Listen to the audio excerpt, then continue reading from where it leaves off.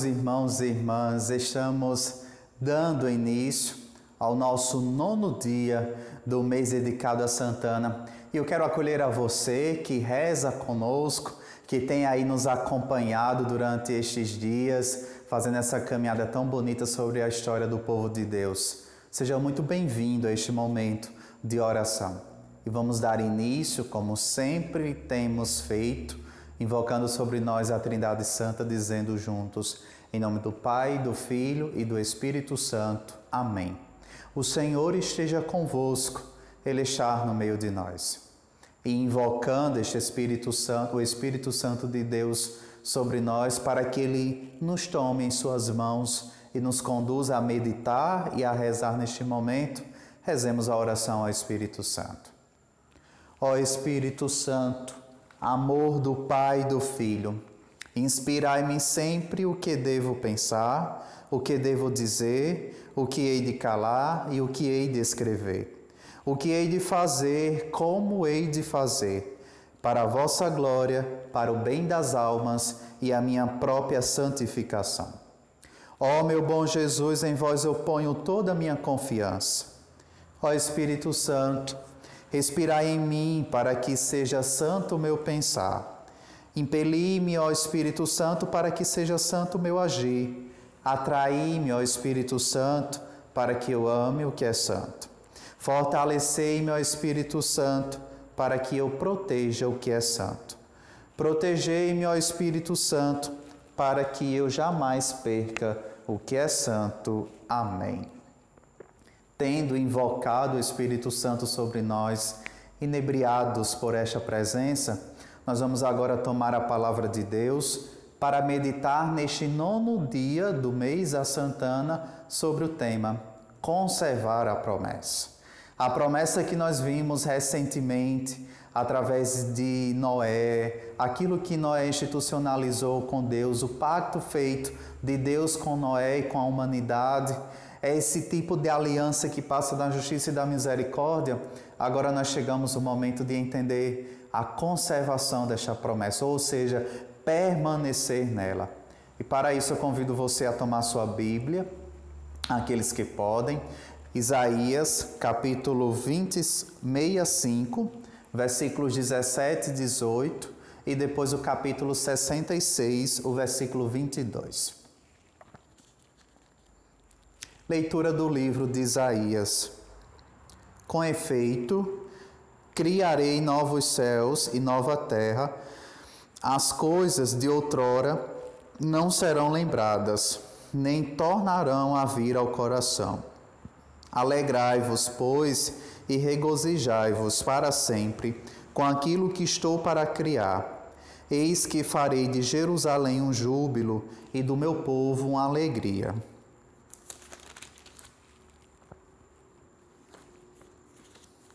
Dentre estes tomarei alguns para sacerdotes e levitas, diz Yahvé.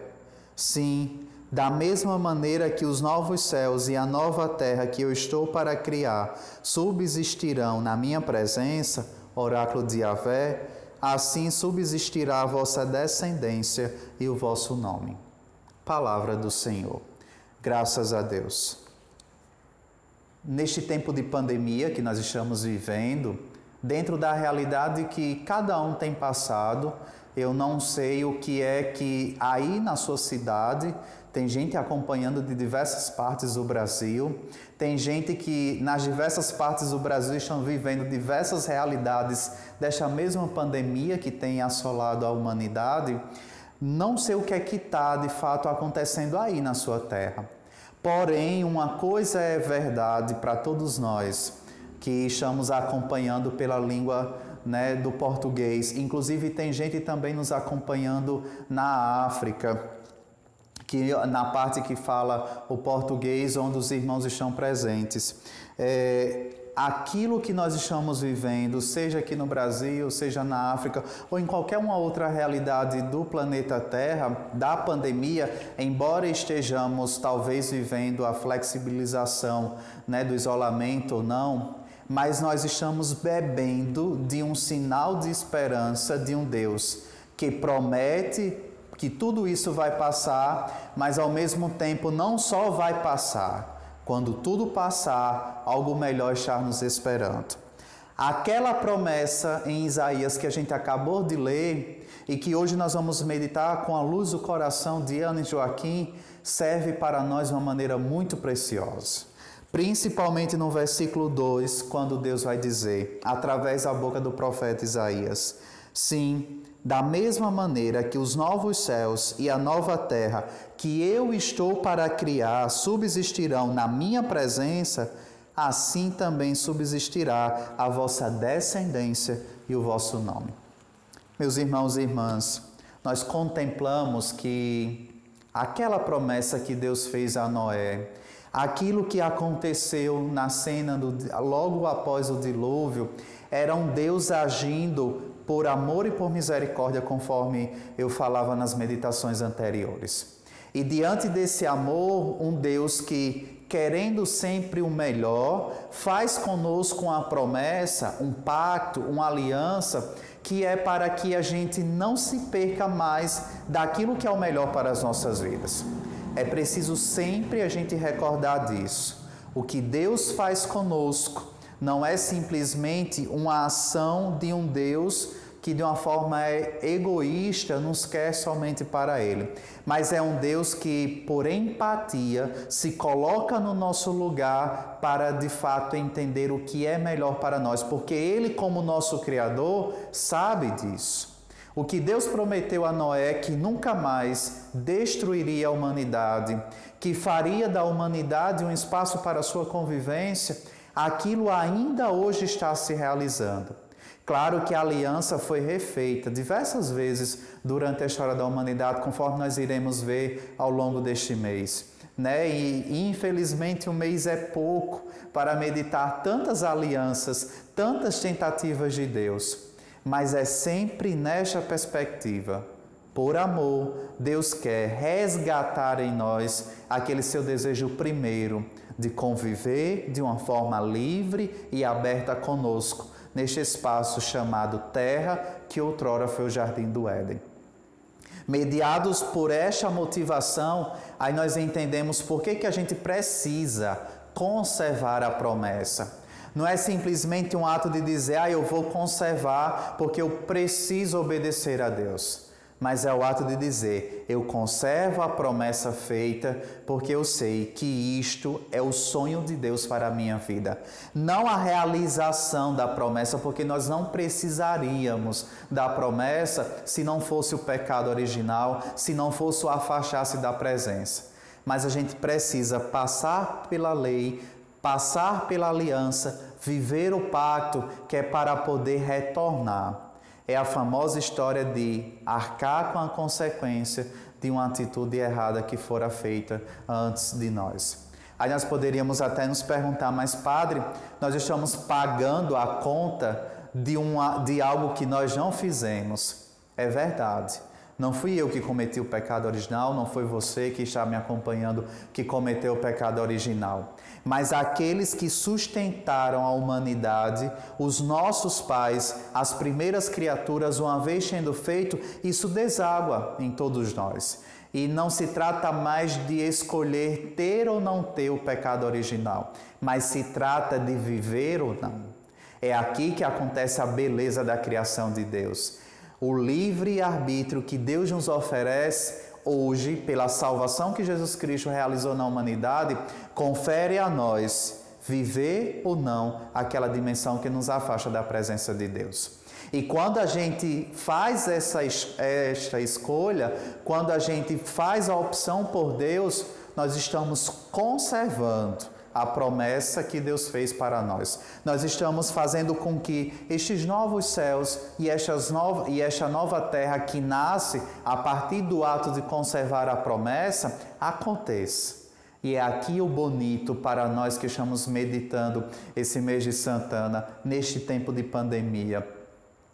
Nós podemos tocar na promessa de Deus para nós e entender como povo de Deus, no ano de 2020, nós somos chamados a revigorar a aliança para que a humanidade seja renovada. Não se trata de um dilúvio que nós estamos vivendo. Não se trata de tantas outras, como por exemplo as pragas que alcançaram o Egito naquele tempo. Mas se trata de uma realidade que, queira ou não, nos purifica. E se a gente conserva a aliança de Deus, se a gente recorda de Deus, se a gente retoma o para que nós estamos aqui, aí a gente vai entender que este mal que assola a humanidade jamais pode afetar a nossa relação para com Deus, jamais pode quebrar a nossa aproximação para com Deus e principalmente romper definitivamente aquilo que o mal não tem poder sobre nós. Aí vocês poderiam me perguntar, Padre, então, conservando a promessa, nós iremos construir um novo céu e uma nova terra nesta realidade que nós estamos vivendo. Mas onde é que entra Santana e São Joaquim? Meus irmãos e irmãs, tentemos entrar um pouquinho na realidade de Ana e Joaquim naquele tempo que eles viveram. Ana e Joaquim, conforme eu já falei, fizeram parte do pequeno resto de Israel, ou seja, aquele grupo de pessoas que restou pós-exílio e mantiveram a promessa, a aliança com Deus, vivendo com fidelidade os costumes religiosos daquela época em um cenário de destruição. Ora, eles tinham sido colocados em outro país, depois, quando voltam para o seu país de origem, a identidade religiosa tinha sido destruída. E mesmo não tendo nenhum elemento cultural para dizer nós somos de Deus, nós somos o povo de Deus, eles conservaram, não tinham elementos exteriores para motivar a conservar a aliança, mas tinha um elemento interior. A consciência de saber que Deus não desiste quando eles persistem. Deus não desiste da sua promessa. E diante dessa não desistência de Deus, deve existir a nossa persistência. Aí eu vou usar de um documento do nosso carisma, do patrimônio carismático do Instituto Filhos de Santana e na verdade é das irmãs Filhas de Santana, e que a gente usa como modelo de oração e meditação, que a gente chama da regra de 69. Foi a primeira regra que teve para a Madre Rosa e as irmãs, que foram escritas pelo Padre Tornatore, que naquela época ajudava a Madre Rosa na fundação das Filhas de Santana. E a regra de 69 foi dita em uma visão espiritual que o Padre Tornatore teve, Santana ditando para ele a regra. E é tanto que se conservou como material espiritual, porque foi um diálogo íntimo entre o Padre Tornatore e Santana. Só que depois a regra foi reformulada, as constituições nasceram e essa regra ficou apenas como patrimônio. E tem uma das falas de Santana Padre Tornatore para as filhas de Santana que diz o seguinte: em mim, em Ana, repousarão os gemidos, os suspiros, as lágrimas e as orações de todos os justos do Antigo Testamento.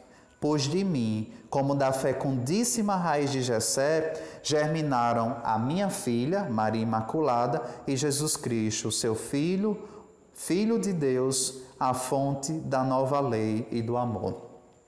Por que Santana coloca como aquela em quem repousa os gemidos, os suspiros, as lágrimas e também as orações de todos os justos do Antigo Testamento? Ou seja, aqueles que conservaram a aliança, que permaneceram unidos. Porque quando olhavam para ela, eles viam que em Ana era de fato o momento de conservar, porque Ana em si conservava com consciência essa convicção clara da promessa de Deus. É aquela famosa história, a gente confia em quem a gente sabe que está confiando, ou deve saber em quem deve estar confiando. Por que quando a gente olha para toda a história do Antigo Testamento, a gente vê refletindo os aspectos dessa fidelidade do casal Ana e Joaquim? Porque eles em si conservaram de uma maneira tão eloquente que a gente se encanta e diz, recorrendo a eles, eu posso também conservar a minha aliança. E o ato de conservar faz com que a gente encontre um lugar seguro para repousar os gemidos, os suspiros, as lágrimas, as orações.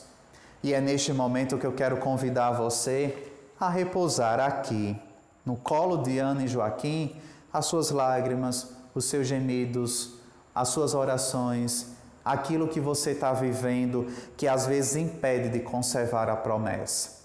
Façamos nesta oração das invocações que a gente tem feito, combinando com o Pai Nosso e com a oração conclusiva, esta forma de fato, repousar, entregar com confiança, com liberdade, de dizer: Ana e Joaquim, da mesma forma como vocês conseguiram conservar, mesmo diante de um cenário difícil, me ajuda também a conservar a aliança, a não me esquecer de Deus. Por isso, façamos agora as nossas invocações movidos aí por esta certeza. Santana e Joaquim, no exemplo de santos, doaram a filha ao Santo dos Santos. À luz do candelabro, a menina vivia, guiada por mestres, de noite e de dia. Ó Santana, nossa mãe, sê do céu a nossa guia. Trazei paz às nossas almas, por Jesus e por Maria. Ó Santana Mestra, cheia de pureza, vosso ensinamento nos dá mais grandeza. Como professora segura e fiel, com a Escritura nos levais ao céu. Ó Santana, nossa mãe, sê do céu a nossa guia, trazei paz às nossas almas, por Jesus e por Maria. Nós queremos e de noite os ensinamentos que deste a Maria. No templo sagrado estudou a lei, doutrinou Jesus, o divino Rei. Ó Santana, nossa mãe, sê do céu a nossa guia, trazei paz às nossas almas, por Jesus e por Maria. E agora, voltados para aqui, para o santuário, façamos a oração do Pai Nosso. Pai nosso, que estais nos céus, santificado seja o vosso nome, venha a nós o vosso reino, seja feita a vossa vontade, assim na terra como no céu. O pão nosso de cada dia nos dai hoje, perdoai as nossas ofensas, assim como nós perdoamos a quem nos tem ofendido. E não nos deixeis cair em tentação, mas livrai-nos do mal. Amém. E rezemos juntos agora para fechar este momento de oração, a oração conclusiva.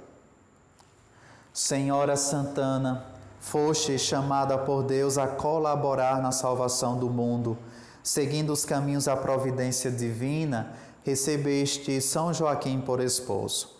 Deste vosso matrimônio vivido em santidade, nasceu Maria Santíssima, que seria a mãe de Jesus Cristo. Formando vós família tão santa, confiante nós os pedimos, por esta nossa família. Alcançai-nos a todos as graças de Deus. Aos pais deste lar que vivam na santidade de matrimônio e formem seus filhos segundo o Evangelho. Aos filhos desta casa que cresçam em sabedoria, graça e santidade e encontrem a vocação a que Deus os chamou. E a todos nós, pais e filhos, alcançai-nos a alegria de viver fielmente na Igreja de Cristo, guiados sempre pelo Espírito Santo, para que um dia, após as alegrias e sofrimentos desta vida, mereçamos também nós chegar à casa do Pai, onde vos possamos encontrar, para juntos sermos eternamente felizes. No Cristo, pelo Espírito Santo. Amém. Muito obrigado a você que rezou conosco este 9º dia do mês dedicado a Santana. E eu convido a você a chamar as pessoas que nesta meditação você sabe que gostaria, que se sentiria bem de ouvir estas palavras e também rezar junto conosco este mês. O Senhor esteja convosco, Ele está no meio de nós. Pela intercessão de Ana e Joaquim, desça sobre vós a bênção de Deus Todo-Poderoso, Pai, Filho e Espírito Santo. Amém. Santana vos esconda no coração de Jesus. Até amanhã, se Deus quiser.